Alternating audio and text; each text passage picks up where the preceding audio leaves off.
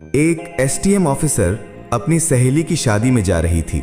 उसने आम लड़की की तरह कपड़े पहने हुए थे, ना कोई सरकारी गाड़ी, ना कोई सुरक्षा, बस एक आम लड़की की तरह मोटरसाइकिल चला रही थी।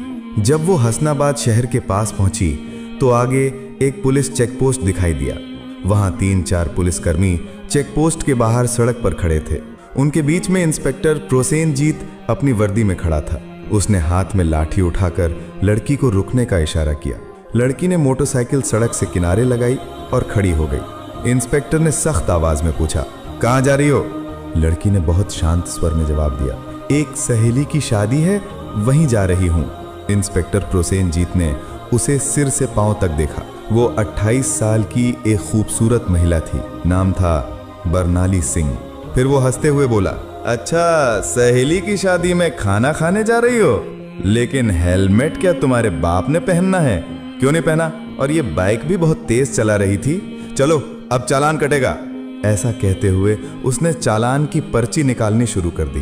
बरनाली समझ चुकी थी कि उसकी नीयत ठीक नहीं है और ये सब एक बहाना है। उसने कहा, सर, मैंने कोई कानून नहीं तोड़ा है। ओ मैडम, हमें कानून मत सिखाओ, प्रोसेनजीत झल्ला कर बोला। उसने पास खड़े एक कांस्टेबल की तरफ देखा, फिर बरनाली की ओर मुड़कर कहा, इसे सबक सिखाना होगा। अचानक इंस्पेक्टर ने जोर से एक थप्पड़ मारा बरनाली के गाल पर। बहुत सवाल कर रही है, जब पुलिस कुछ कहे तो चुपचाप मान लेना चाहिए। बरनाली का सिर एक पल के लिए घूम गया, लेकिन उसने खुद को संभाल लिया। उसकी आंखों में गुस्सा साफ झलक रहा था। इंस्पेक्टर हंसते हुए बोला, अब भी इसकी आंखों में घमंड है। ऐसे कितनों को ठीक कर चुका हूँ, इसे अच्छी तरह से सबक सिखाना होगा। एक कांस्टेबल आगे आया और बोला, सर, इसे थाने ले चलते हैं, वहीं इसका इलाज होगा, तब समझेगी कि पुलिस से कैसे बात की जाती है। फिर एक और कांस्टेबल ने बरनाली का हाथ पकड़कर खींचते हुए कहा, चलो गाड़ी में बैठो। बरनाली ने झटके से अपना हाथ छुड़ाया और गुस्से में बोली, हाथ लगाने की कोशिश मत करना, वरना अंजाम अच्छा नहीं होगा। इंस्पेक्टर और भड़क गया। उसने एक और कांस्टेबल से कहा, देखो इसका घमंड। कांस्टेबल आगे बढ़ा, बरनाली का बाल पकड़कर उसे खींचने लगा। बरनाली दर्द से कराह उठी, फिर भी उसने अब तक अपनी असली पहचान नहीं बताई थी। वो देखना चाहती थी कि ये लोग कितनी नीचता तक जा सकते हैं। इसी बीच एक पुलिसकर्मी ने गुस्से में उसकी बाइक पर लाठी मार दी और ऊंची आवाज में बोला, बड़ी आई साधु बनने वाली, अब तुझे खिलौना बना के खेलेंगे। बरनाली सिंह अब अच्छे से समझ चुकी थी कि उसके साथ क्या होने वाला है और ये लोग कितना नीचे गिर सकते हैं। इंस्पेक्टर की आंखों में गुस्सा भरा था। वो जोर से चिल्लाया, तेरे जैसे कई होशियार देखे हैं, पुलिस से पंगा लेगी, आज मजा चखाएंगे। चलो इसे थाने ले चलते हैं, वहां समझ में आ जाएगा। इस समय भी बरनाली सिंह चुप थी। उसने अब भी अपनी पहचान उजागर करने की कोई कोशिश नहीं की। वो देखना चाहती थी कि ये लोग प्रशासन की कितनी बदनामी कर सकते हैं और एक आम नागरिक पर किस हद तक जुल्म ढा सकते हैं। इंस्पेक्टर प्रोसेनजीत अब खींच चुका था। उसके सामने एक ऐसी महिला खड़ी थी जिसके कोमल गाल पर थप्पड़ पड़ा था, जिसके बाल खींचे गए थे, जिसे जबरन सड़क पर घसीटा गया था। फिर भी वो एक मूर्ति की तरह शांत खड़ी थी, न कोई चीख न कोई आंसू। इंस्पेक्टर प्रोसेनजीत सोच रहा था, थाने पहुंचते ही देखता हूं इस जिद्दी और घमंडी औरत का इलाज कैसे किया जाए। ये सिर्फ गुस्सा नहीं था, ये वो गुस्सा था जो अंदर ही अंदर सुलग रहा था। चौकी इंचार्ज इंस्पेक्टर हंसते हुए बोला, अब इसकी जबान भी चलने लगी है, चलो थाने, देखेंगे कितनी चलती है इसकी जबान। थाने में घुसते इंस्पेक्टर जोर से चिल्लाया, ओए कहाँ गए सब, चाय पानी लगाओ जल्दी, आज एक खास माल आया है। बरनाली सिंह अब भी कुछ नहीं बोली, बस थाने की दीवारों को देखती रही। वो देख रही थी कि ये लोग उन निरीह लोगों के साथ कैसा व्यवहार करते हैं जो कभी आवाज नहीं उठाते। तभी एक कांस्टेबल इंस्पेक्टर प्रोसेनजीत की ओर झुककर फुसफुसाया, क्या केस है सर? इंस्पेक्टर ने हंसते हुए कहा, अरे कुछ भी नहीं, स्पीड ब्रेक करो या हेलमेट का बहाना मारो, जो मन हो लिख दो, बस अनबर करना है और इसका घमंड तोड़ना है, ज्यादा सवाल मत कर। बरनाली सब कुछ सुन रही थी, लेकिन उसकी आंखें अब भी चुप थीं। मनो वो चाहती थी कि पुलिस की ये गिरावट खुद उनके ही मुंह से उजागर हो। इंस्पेक्टर कुर्सी पर बैठा, हाथ में पेन लिया और टेबल पर घुमाने लगा। फिर बरनाली की ओर देखकर पूछा, नाम क्या है, कहाँ रहती है, किसकी बेटी है? बरनाली चुप रही। फिर इंस्पेक्टर बोला, सुनाई नहीं देता, नाम क्या है तेरा? लेकिन बरनाली की चुप्पी अब भी पत्थर की दीवार जैसी अडिग। तभी इंस्पेक्टर ने जोर से मेज पर हाथ मारा, इतनी जोर से कि आवाज पूरे थाने में गूंज उठी। फिर गुस्से से चिल्लाया, सुनाई नहीं देता, नाम बता जल्दी। बरनाली ने मुंह घुमाकर शांत स्वर में उत्तर दिया, जी सुमिता शर्मा। इंस्पेक्टर उसके चेहरे की ओर देखकर हंसते हुए बोला, हो, बड़ी चालाक लड़की है तू। झूठ बोलने में तुझे खासा तजुर्बा है, लेकिन याद रख, ज्यादा होशियारी महंगी पड़ती है। एक भी गलती की तो पछताने का मौका तक नहीं मिलेगा। फिर बरनाली सिंह को जबरदस्ती उस सड़ी हुई हवालात में डाल दिया गया जहां पहले से 2 कैदी मौजूद थे।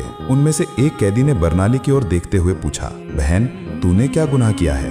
बरनाली ने हल्की सी मुस्कान दी, लेकिन कुछ नहीं बोली। अब वो बस देख रही थी ये पूरा सिस्टम कितना सड़ चुका है। अगर एक एसडीओ को बिना वजह अंदर किया जा सकता है तो आम आदमी की हालत तो सोच पाना भी मुश्किल है। अब वो उस कोठरी के कोने में बैठी थी, सब कुछ देख रही थी, सुन रही थी और हर एक हरकत को समझ रही थी। उधर इंस्पेक्टर प्रोसेनजीत एक झूठी रिपोर्ट बना रहा था। उसने आदेश दिया, इसके ऊपर चोरी और ब्लैकमेलिंग का केस ठोक दो, और फाइल पर हाथ मारते हुए बोला, चलो जल्दी। एक कांस्टेबल ने हिचकते हुए पूछा, लेकिन सर बिना सबूत? प्रोसेनजीत हंसते हुए बोला, इस थाने में सबूत लाए नहीं जाते, बनाए जाते हैं। कुछ देर बाद एक कांस्टेबल कोठरी में आया और बरनाली के कंधे पर जोर से हाथ मारा। तभी इंस्पेक्टर प्रोसेनजीत ने भी हाथ उठाया ही था कि तभी दरवाजे पर एक भारी कड़क आवाज गूंजी, रुको। सभी लोग घूमकर दरवाजे की ओर देखने लगे। वहां सीनियर इंस्पेक्टर संजय वर्मा खड़ा था। उसकी छवि बाकी अफसरों से कुछ बेहतर मानी जाती थी। वो अंदर झांका और महिला की हालत देखकर उसके माथे पर बल पड़ गया। उसने सख्त स्वर में पूछा, ये सब क्या हो रहा है? प्रोसेनजीत हंसते हुए बोला, कुछ नहीं सर, एक सड़क की औरत ज्यादा अकड़ दिखा रही थी, सबक सिखा रहा हूँ। संजय ने बरनाली को ध्यान से देखा। उसका व्यवहार किसी आम महिला जैसा नहीं लग रहा था। उसने पूछा, इसका अपराध क्या है? प्रोसेनजीत थोड़ा घबरा गया और बोला, अब सर चेकिंग में बदतमीजी कर रही थी। अब संजय को शक होने लगा। उसने बरनाली से सीधे पूछा, तुम्हारा नाम क्या है? बरनाली फिर भी चुप रही। प्रोसेनजीत हंसते हुए बोला, देखिए सर, नाम भी नहीं बता रही है। अब संजय पूरी तरह सतर्क हो गया। उसने सख्त आदेश दिया, इसे अलग कोठरी में रखो, अकेले। प्रोसेनजीत चौंक गया, लेकिन सर, संजय ने कठोरता से कहा, मैं खुद इसके पास रहूंगा। उसके आदेश पर बरनाली को एक और अलग कोठरी में ले जाकर बंद किया गया। वो कोठरी पहले वाली से भी ज्यादा बदबूदार और अंधेरी थी। बरनाली ने चारों ओर नजर दौड़ाई। एक कोने में एक टूटी हुई मेज पड़ी थी और पास ही एक जंग लगी लोहे की छड़। अब वो इस सड़े गले सिस्टम का असली चेहरा और भी करीब से देख रही थी। हर एक पल उसकी आंखें ये समझ रही थीं, कानून अब सिर्फ फाइलों तक सीमित रह गया है। इसी बीच एक कांस्टेबल दौड़ते हुए आया और बोला, सर बाहर एक बड़ी गाड़ी खड़ी है। प्रोसेनजीत चौंक गया, पूछा, कौन सी गाड़ी? कांस्टेबल घबराते हुए बोला, सर सरकारी गाड़ी। प्रोसेनजीत तुरंत बाहर गया। गाड़ी के अंदर झांकते ही उसके होश उड़ गए। वो भागकर वापस आया और धीमी आवाज में बोला, सर। प्रोसेनजीत झुंझलाकर बोला, क्या हुआ? कौन आया है? कांस्टेबल कांपते हुए बोला, सर कमिश्नर साहब आए हैं। प्रोसेनजीत का चेहरा फक पड़ गया। सीनियर इंस्पेक्टर संजय वर्मा भी सतर्क हो गया। अब मामला सीधे ऊपर तक पहुंच चुका था। कमिश्नर साहब थाने में दाखिल हुए। उनकी आंखों में गुस्सा साफ झलक रहा था। उन्होंने प्रोसेनजीत की ओर देखकर सख्त स्वर में पूछा, इंस्पेक्टर प्रोसेनजीत, ये क्या तमाशा चल रहा है यहाँ? प्रोसेनजीत घबरा गया और बोला, कुछ नहीं सर, एक छोटा सा केस है बस। कमिश्नर साहब ने टेबल से फाइल उठाई और ध्यान से पढ़ने लगे। उनके माथे पर शिकन आ गई। फिर वो कोठरी की तरफ झांके और बोले, ये कौन है? प्रोसेनजीत तुरंत बोला, सर इस महिला पर 420 और धोखाधड़ी का केस है। कमिश्नर ने सीधा सवाल किया, तुम्हारे पास सबूत है? फिर दोबारा बोले, कोई भी सबूत है तुम्हारे पास? अब प्रोसेनजीत पूरी तरह फंस चुका था। कमिश्नर साहब ने सीधे महिला की ओर देखा और पूछा, तुम्हारा नाम क्या है? और तभी पहली बार बरमाली सिंह ने हल्की सी मुस्कान दी और कहा, एसडीओ बरनाली सिंह। थाने में एकदम सन्नाटा छा गया। हर चेहरा पीला पड़ गया। प्रोसेनजीत के हाथ पांव कांपने लगे। बाकी सभी कांस्टेबल हैरान होकर एक दूसरे की ओर देखने लगे। प्रोसेनजीत के पैरों तले जमीन खिसक गई। जिस महिला को वो एक मामूली अपराधी समझ रहा था, वो थी वही अधिकारी जो पूरे जिले की प्रशासनिक व्यवस्था संभालती थी। वो कोई आम औरत नहीं थी, वो थी स्वयं एसडीओ बरनाली सिंह। जिस महिला को सड़क पर घसीटा गया था, जिसके बाल खींचे गए थे, जिसे थप्पड़ मारा गया था, जब ये सच्चाई सबके सामने आई, पूरे थाने में हड़कंप मच गया। सभी कांस्टेबल स्तब्ध हो गए। कमिश्नर साहब ने तेज गुस्से से भरी नजर से इंस्पेक्टर प्रोसेनजीत की ओर देखा और गरजते हुए बोले, प्रोसेनजीत, तुझ में इतनी हिम्मत आई कैसे कि तू एक सीनियर ऑफिसर पर झूठा आरोप लगाने की जुर्रत कर बैठा?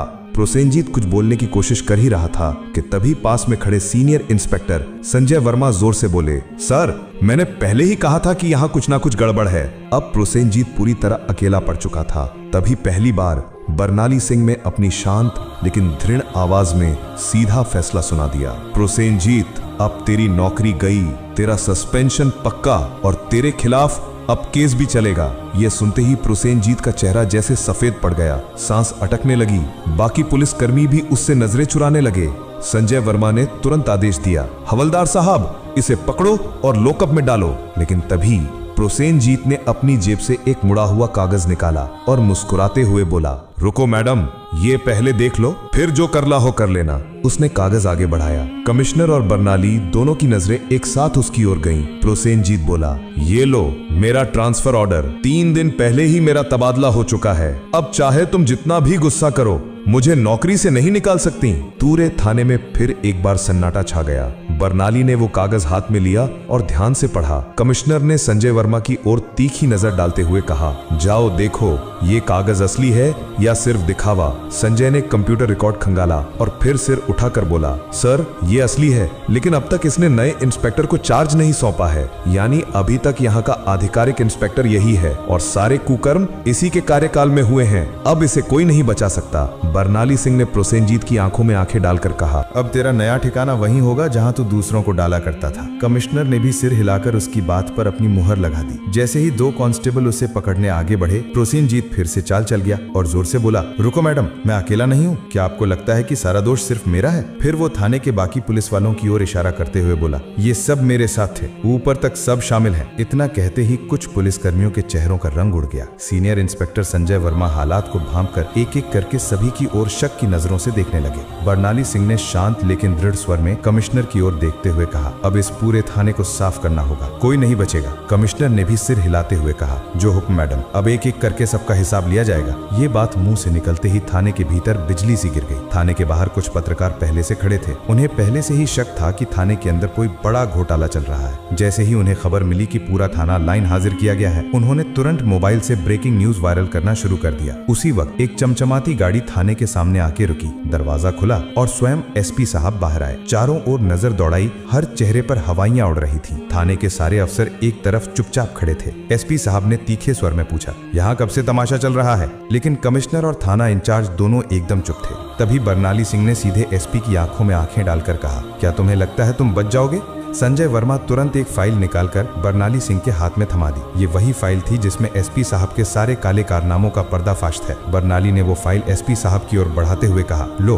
देखो, इसमें तुम्हारे हर गुनाह का किराया लिखा है। एसपी साहब के माथे से पसीना बहने लगा। कमिश्नर ने बिना एक पल गंवाए तेज आवाज में आदेश दिया, पकड़ो इसे, तुरंत गिरफ्तार करो। पूरा थाना स्तब्ध रह गया। इतने बड़े अफसर को किसी ने पहली बार खुलेआम इस तरह चुनौती दी थी। एसपी की गिरफ्तारी के साथ ही पूरे जिले में तूफान आ गया। मामला दिल्ली तक पहुंच गया। मुख्यमंत्री तक खबर पहुंच चुकी थी और वहां से सीधे आदेश आया कि जिले में जितने भी अफसर मिलकर गड़बड़ कर रहे थे, सबको गिरफ्तार करो। अगले 2 ही दिनों में पूरे जिले से 40 से ज्यादा पुलिस अफसर, 10 से ज्यादा बड़े अधिकारी और कुछ राजनीतिक नेता भी गिरफ्तार कर लिए गए। हसनाबाद जिले की हवा ही बदल गई। अब चारों तरफ सिर्फ एक ही नाम था, एसडीओ बर्नाली सिंह। उनकी ईमानदारी और साहस की चर्चा हर जुबान पे थी। वो महिला जिसने पूरे सड़े गले सिस्टम को हिलाकर रख दिया था। अब प्रशासन में एक नई गति, एक नई सोच और सबसे अहम एक नया डर आ गया था। अब कोई भी ये नहीं कह सकता था मुझे कुछ नहीं होगा।